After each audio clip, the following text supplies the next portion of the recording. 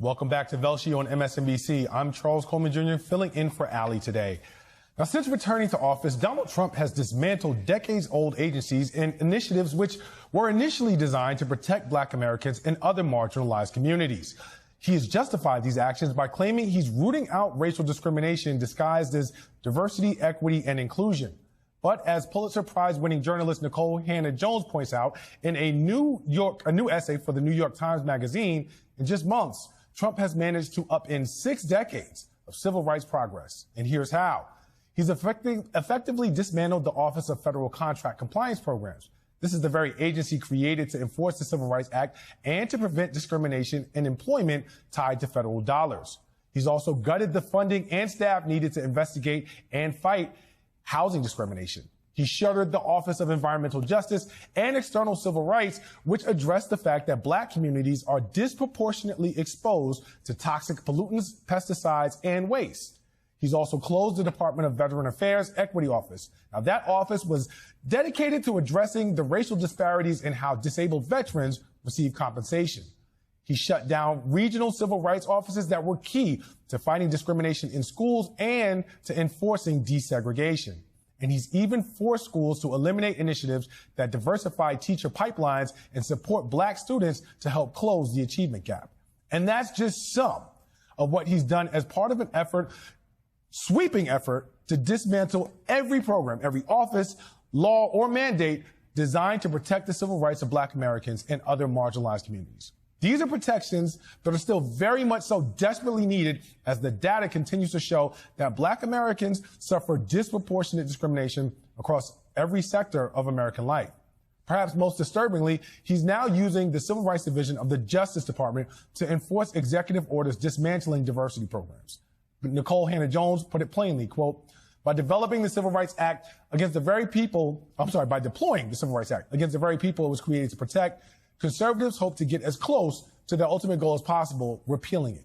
Joining me now is Nikole Hannah-Jones. She's a Pulitzer-Prize winning reporter, the New York Times Magazine creator of the 1619 Project, and the founder of the Center for Journalism and Democracy at the Howard University, which is probably the most important thing on her resume. Nikole, good morning. Thank you so much for being here. Always a pleasure to talk to you. I read the piece, phenomenal historical account of the progression of both civil rights in America and their dismantling. One of the central themes that I think is really important that you talk about, I'd love to expand on, is the notion that regardless of what's codified, if you don't have these agencies and institutions that are intended to enforce the laws that are on the books, it leaves our rights as Black people subject to erasure. Yes, absolutely. Thanks so much for having me on to discuss this piece. And that is really a key theme of the essay. We understand that laws need enforcement when it comes to almost everything except civil rights. We understand that just because you outlaw murder doesn't mean you don't need a police department. It doesn't mean that you don't need an entire system of justice to enforce the laws and make sure that people follow them. Yet when it comes to civil rights, we kind of believe that they're self-enforcing, that just the very existence of those laws are enough to make people end discrimination and for us all to have equality. Of course, that's never been true.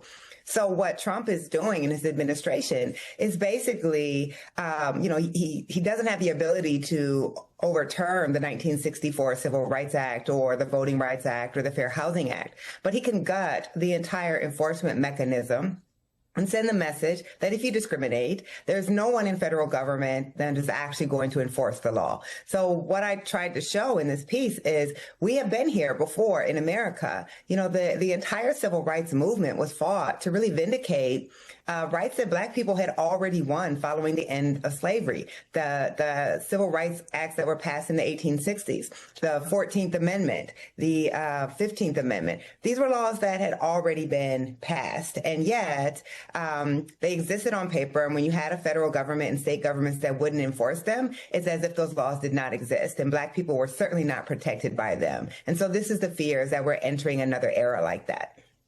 You know, Nikole, in your connection to history, the way that you just did, another theme that I noticed when I read the piece was this conversation about how disinformation and distortion of a narrative actually shapes opinions around the necessity for civil rights and how at the turn of Reconstruction, there was an effort by school teachers and textbooks to essentially whitewash history in such a way that made people think differently about the first black Republicans that were elected to the Senate following Reconstruction, following slavery, and how that shaped things, and how now there's also a similar disinformation campaign that has made it seemingly more okay for folks to be not as outraged that civil rights are being erased just 5 years after America's racial reckoning in 2020. Can you talk a little bit more about that?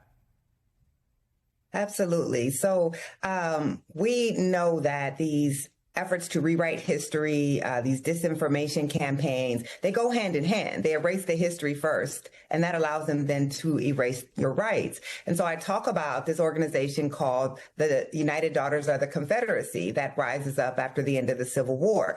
I liken them to, the post-Reconstruction era version of the Moms for Liberty that we see today, which is this group of white women who decide that they want to rewrite the narrative around the white South and why we ever had a civil war in the first place. And so they begin to take control and try to urge the changing of curriculum. They're writing textbooks, and they are basically legitimizing Jim Crow, because they are writing a story, a narrative of the South that Black people were incapable of self-governance, that Black people were getting jobs and getting positions that they didn't deserve, that may sound familiar to the times that we're in, and that Black people were not the rightful participants in democracy. So you have these narratives that are being put out in textbooks, that are being placed, all of the Confederate monuments that we saw, those don't begin until after the fall of Reconstruction. They don't happen right after slavery. And that's creating a narrative that allows the stripping of Black people's rights. So I think we're seeing a similar effort here. These efforts to really downplay the history of racism, to downplay Black accomplishments. The federal government and the Donald Trump administration, we've paid a lot of attention to the way that they have been working to erase the accomplishments of Black people. We haven't paid as much attention to the way that they're actually eradicating the enforcement mechanisms for our civil rights. I think that is just as critical. And the last point I want to quickly make, we keep labeling this DEI. That's because the Trump administration is saying that what he's doing is challenging DEI. Well, first of all, no court has ever said DEI is illegal or discriminatory, but also they're not actually tackling DEI alone. They're actually dismantling the ability to integrate our organizations to try to bring about equality and the enforcement of civil rights.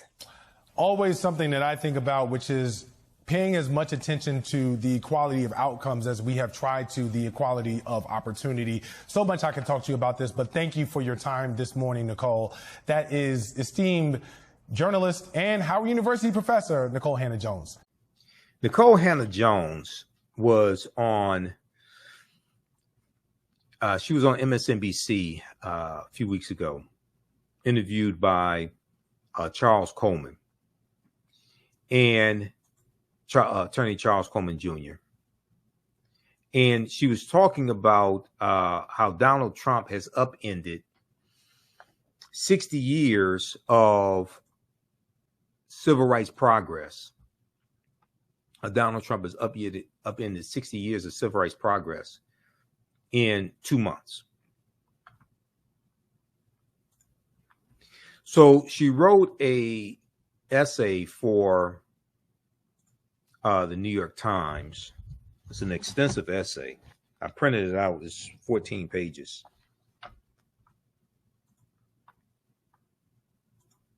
And I'm going to go to that. How Trump upended 60 years of civil rights in 2 months. And this deals with the consequences of elections. This deals with a lot of what I was talking about before the November 5th, 2024 election, warning people about Project 2025. Warning people about Agenda 47, which is the Agenda 47 was Donald Trump's agenda, which mirrors Project 2025. Project 2025 basically tells you how to implement Agenda 47. How Trump upended 60 years of civil rights in 2 months.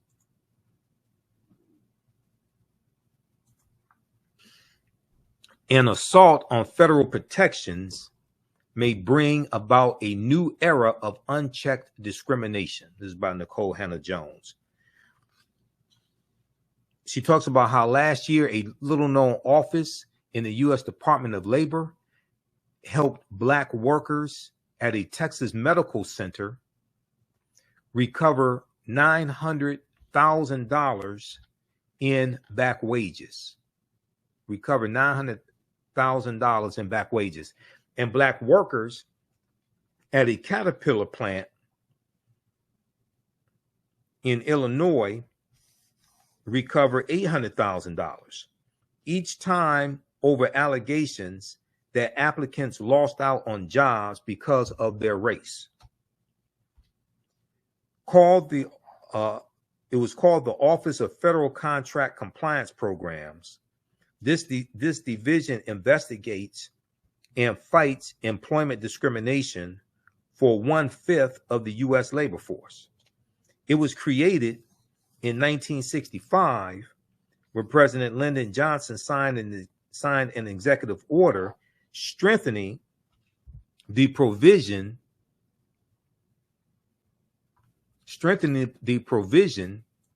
of the Civil Rights Act of 1964 that banned racial discrimination by employers. Okay, so this goes back to Lyndon Johnson. Now remember, Trump's second day back in office, he rescinded Executive Order 11246, which is affirmative action.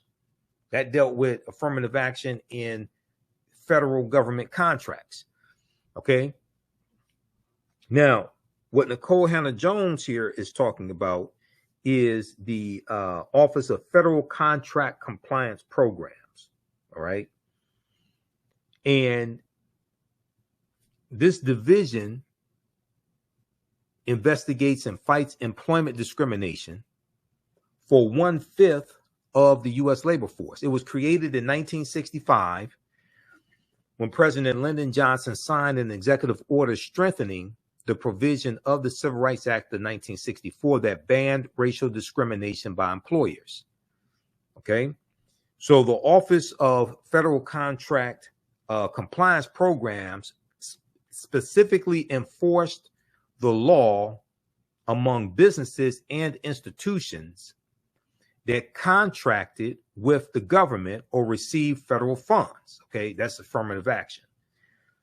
The landmark law also banned segregation and discrimination in all public places, including schools, libraries, restaurants, and buses. For more than 60 years, the executive order helped many thousands of workers who had endured discrimination. Yet, despite the law, research shows that African Americans continue to face pervasive employment discrimination at a rate that has not declined since the late 1980s. On his second day in office, Donald Trump labeled the Office of Federal Contract Compliance Programs efforts to enforce the 1964 Civil Rights Act illegal and discriminatory, presumably against white people. Donald Trump labeled this illegal and discriminatory, presumably against white people. So one of the themes of Donald Trump's campaign in 2024 was white grievance, and that white people were the main people harmed by racism. And he was dealing with white people's grievances. And when you read Project 2025, you see this theme with the attack on diversity, equity, and inclusion, the attack on affirmative action. And they were saying that white people, they're talking about reverse racism, and they're saying that white people were the ones being harmed by all these programs. And Project 2025 was a direct backlash to the racial reckoning that took place in this country after the killing of George Floyd, May 25th, 2020. And since Trump has been in office this 6 months, you've seen a total reversal of all these programs and initiatives from the past 4 years, but he's wiped out a lot of the progress that we've made over the past 60 years, if you've been paying attention to what's going on. Now, if you haven't been paying attention and you've been watching reality TV shows and just been stuck underneath the rock, then you're not going to understand any of this. Okay, I want to go to this clip here. So read the rest of this article because it is deep. Okay. Let me share a little bit more with you, and then I'm going to go to this clip of her, of Nikole Hannah-Jones on MSNBC breaking this down. Donald Trump signed his own executive order revoking President Johnson's executive order on behalf of, as he put it, quote, hardworking Americans who deserve a shot at the American dream, end quote. Now, this is the day after, remember when Donald Trump was inaugurated, he said that they were going to fulfill Dr. King's dream, have a colorblind society. He had this brain damaged Negro preacher from Detroit to recite Dr. King's I Have a Dream speech, and none of those people actually understand the speech, because the speech was about dismantling white supremacy and racism. Because in the speech, Dr. King talks about fighting against police brutality. He talks about 100 years prior, in 1863, with the Emancipation Proclamation, African Americans being given a promissory note. And when we took that promissory note to the bank to deposit it, is marked insufficient funds. He talks about voter suppression, housing segregation, all these things. He's talking about dismantling white supremacy and racism. The beloved community, when Mahalia Jackson screams out, tell them about the dream, Martin, and he shifts and starts talking about the dream, that's about the beloved community. That's what happens after you have dismantled white supremacy and racism. So a lot of people want to talk about the dream, but they don't want to talk about Dr. King calling out white supremacy and racism and calling for the dismantling of it.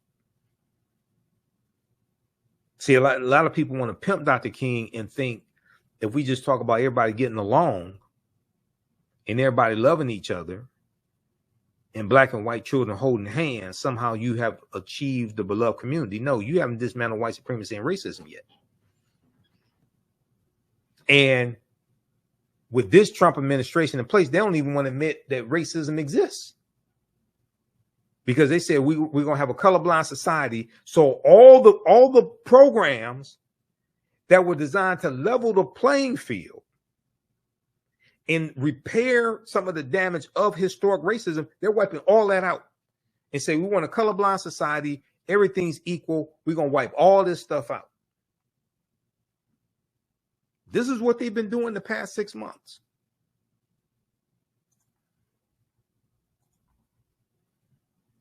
Now, I want the reparations people who said, now pay close attention. The reparations people who said, we're not going to vote unless we get reparations. We ain't going to vote for Biden. We ain't going to vote for Biden. We ain't going to vote for Kamala unless we get reparations. Now, what are you getting from Trump? Because Trump said he's going to unleash the police on your ass. And Trump said he campaigned on giving police 100% immunity from criminal prosecution. Now, how you going to get reparations from Trump? How you going to get reparations from a Congress controlled by Republicans? They don't even want to acknowledge that the harm exists, let alone do something about it. If they're going to take away Medicaid from 11.8 million people, if they're going to take away Medicaid from poor white people in rural Georgia, Mississippi, Louisiana that voted for them, now explain to me how you get reparations from them.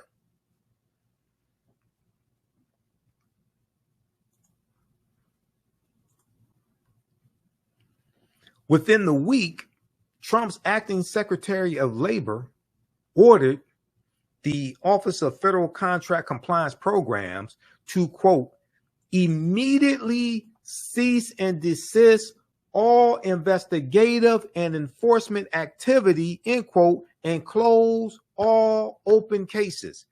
A few weeks later, the OFCCP's acting director proposed slashing its staff by 90%. Now, the attack from Doge on cutting the federal government, gutting the federal government of employees, 2.3 million federal employees, gutting it, 19% of the federal employees are African American.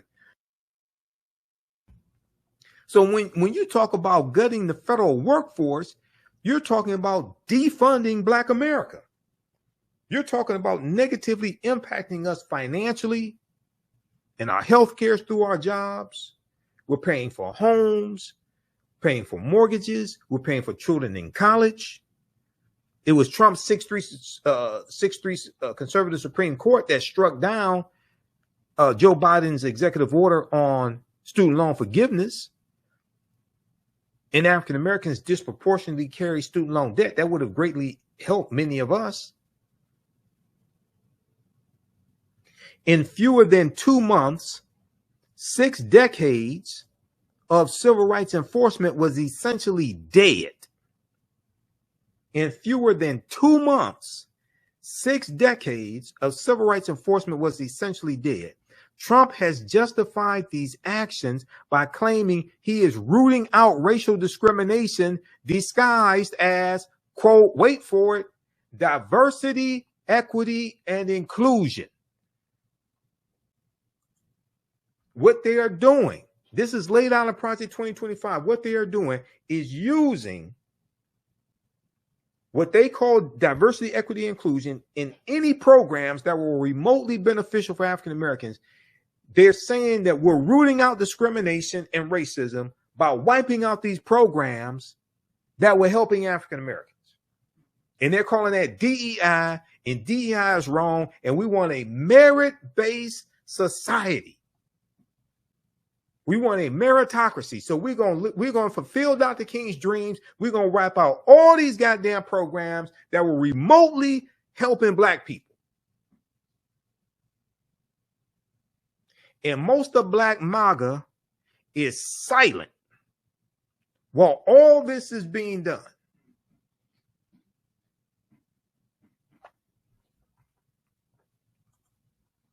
Trump has justified these actions by claiming he is rooting out racial discrimination disguised as diversity, equity, inclusion. Indeed, the other federal agency charged with investigating employment discrimination, the EEOC, Equal Employment Opportunity Commission, recently created a page on its website dedicated to helping white Americans file complaints based on being victimized by diversity, equity, and inclusion programs. Now, all this was laid out in Project 2025. Now, I was talking about Project 2020. I've been talking about Project 2025 since 2023 because it came out April 2023 from the Heritage Foundation. They put out a 922-page playbook telling you what they were going to do. And many of our people still just walking around clueless, dumbfounded. Like, you notice everybody has a smartphone and many of them are dumber than ever. Everybody has a smartphone. There's a Google machine on your smartphone. You know, the smartphone is probably the most powerful invention in the last 40 years. Yeah, the laptop computer, going from mainframes to desktops to Mac to laptop. But you have all this access to knowledge in the palm of your hand. Not only that, did you know that for instance, with Google Chrome and with Microsoft Edge, did you know they have a feature in the browser where they will read the article to you? Now, New York Times and Washington Post, they have that feature if you subscribe to them, because I have digital subscriptions to all of them. I have digital subscriptions to New York Times, Washington Post, right? So sometimes when I'm at work, I'm listening to articles, because they have the feature, you press the button and it reads the article to you. But if you look here, okay, so this is, all right, so I just pulled up an article right here, okay. Montgomery Civil Rights Era newspaper honored with historical marker. This is from WSFA Channel 12. Okay, so up here, like Google Chrome, you got the 3 vertical dots up here, upper right-hand corner. You click on that, okay, and then this menu drops down, right? And then you look at that option right there. Listen to the page. Listen to this page. You click on listen to this page, and published by WSFA.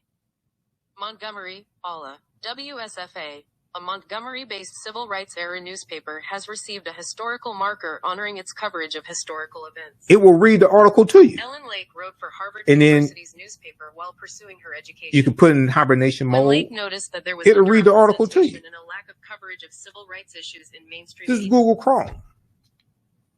So we got all of this access to knowledge, and people just walking around dumbfounded. I don't understand. I'm sorry. I don't understand it. Not only that, they're paying a cell phone bill each month and just walking around just a head full of mush.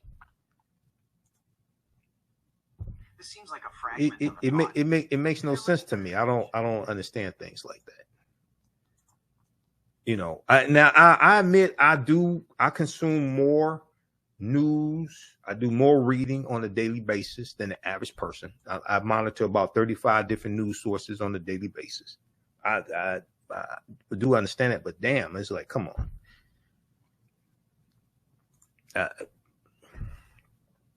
All right. So, but to see what Trump is doing as simply eliminating so-called DEI is to misunderstand the scale and the consequences. What's at stake is not only corporate diversity trainings, equity offices, and the use of pronouns and email signatures.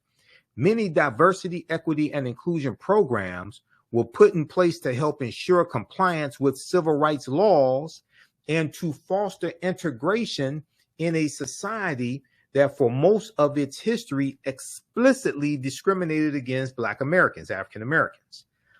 No court has deemed these programs illegal. See, this is what is so insidious. And Donald Trump is a dictator.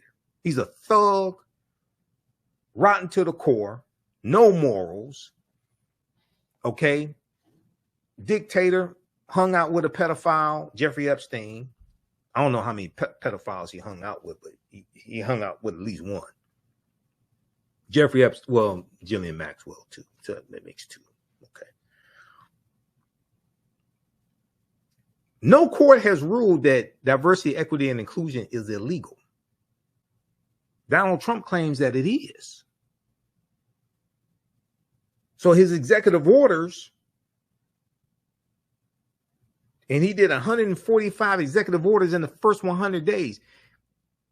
Not all of them dealt with DEI, but what they're doing is they're saying DEI is illegal. They're investigating universities using diversity, equity, and inclusion as the pretext. And they're saying DEI is illegal. No court has ruled that DEI is illegal.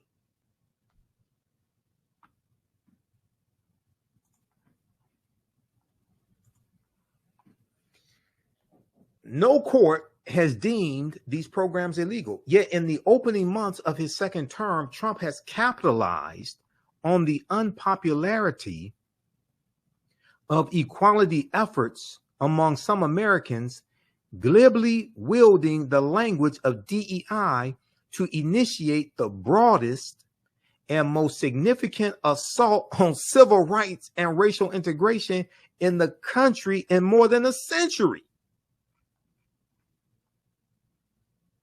Is President Johnson with Dr. King, Whitney Young, and James Farmer in January 1964. Since returning to power, Donald Trump has used his singular authority as the head of the federal government to recast the white majority as the primary victims of systemic racial discrimination. This is what I'm talking about. This is what he's been doing. This is what he campaigned on. White grievance. This is what he campaigned on.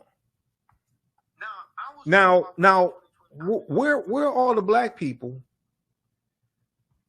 who said they were voting for Trump because they thought they were going to get stimulus checks? Because they thought he gave them stimulus checks in his first term because he put his signature on them, when actually it was Congress that did that and passed the stimulus checks, part of the coronavirus package.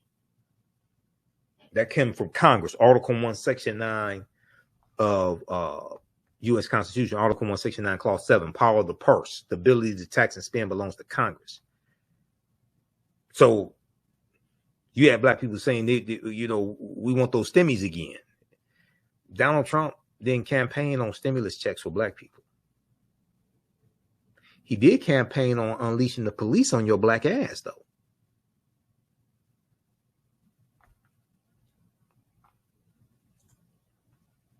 Everybody has a smartphone, and we're dumber than ever. Since returning to power, Trump has used his singular authority as the head of the federal government to recast the white majority as the primary victims of systemic racial discrimination, though no evidence, not even self-reporting among white people, shows this to be true. Okay, read the rest of this here, because this is, like I said, this is a long essay, man. This is deep, okay? This is deep what's taking place. And this is what we were warning people about. So we have to continue to fight this, continue to educate ourselves. We have to leverage our economics to enforce our political agenda as well. We're going to have to engage and continue with economic boycotts against corporations, but also, as I've said on Roland Martin Unfiltered, go after some of the corporations that help to finance Republicans and put them in office as well. Go after the top 3 or 4 corporations and have nationwide economic boycotts against them. And also, we have to look at where our pension fund dollars are invested, because oftentimes we finance our own dehumanization through where our pension fund dollars are invested and our 401k dollars, because you can redirect where those dollars are invested as well. It's been done before. To give you one quick example, then we have to move on. Back in June, I think it was 2017, in New York City, the city employees in New York City,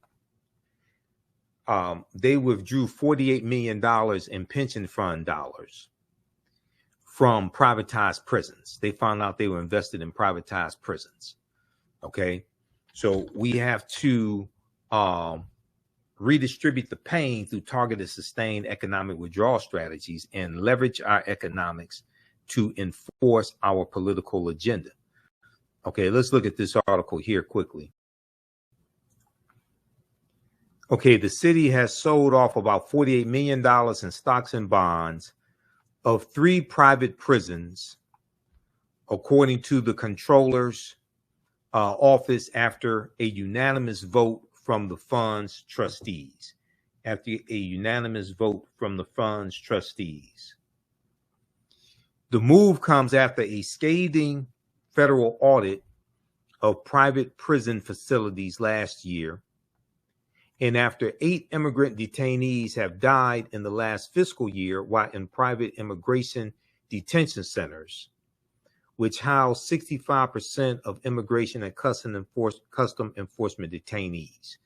So these private prison companies like Core Civic and Geo Group, they've gotten contracts from Trump, from the federal government, to house migrants, just like they were doing in his first administration, because the private prison companies have financially backed Trump because he supports private prisons.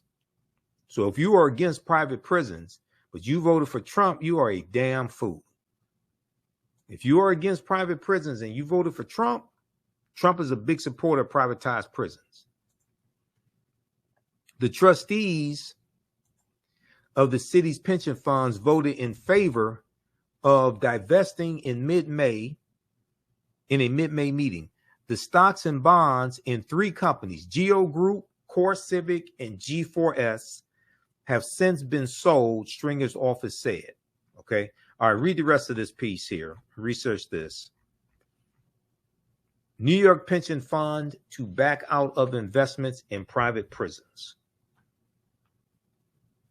There are other examples, but I don't have time to get into that. Visit my website, AfricanHistoryNetwork.com, AfricanHistoryNetwork.com. You can register for this new 10-week online course. So we're going to teach this on Sundays, normally 4 p.m. Eastern Standard Time. We're running late today. So as soon as I finish this broadcast, I was going to start the class about 5:30 p.m. today. Because it's a holiday weekend, I'm going to do a quick introduction to the class so you could join us for that. The class is on sale, $80. You get 5 of my lectures free in digital download format, okay, when you register for this as well. Click right here, register here. You can do debit card, credit card, what have you. If you want to do it through Cash App, send it through our Cash App is here, $ the AHN show through Cash App. You click on the link. It takes you here.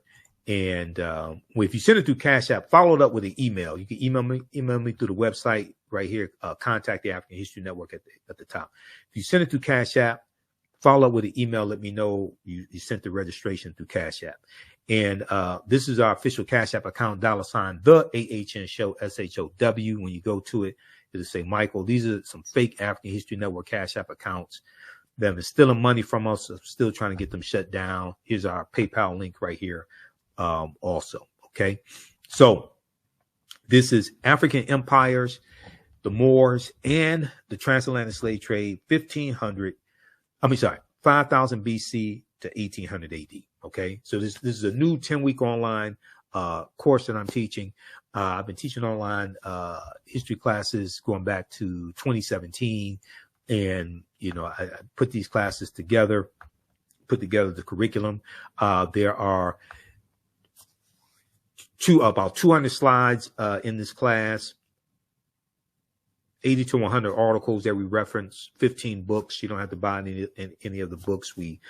I'll show you screenshots of the book as well. The content is PG-13. You can use this with your children, okay?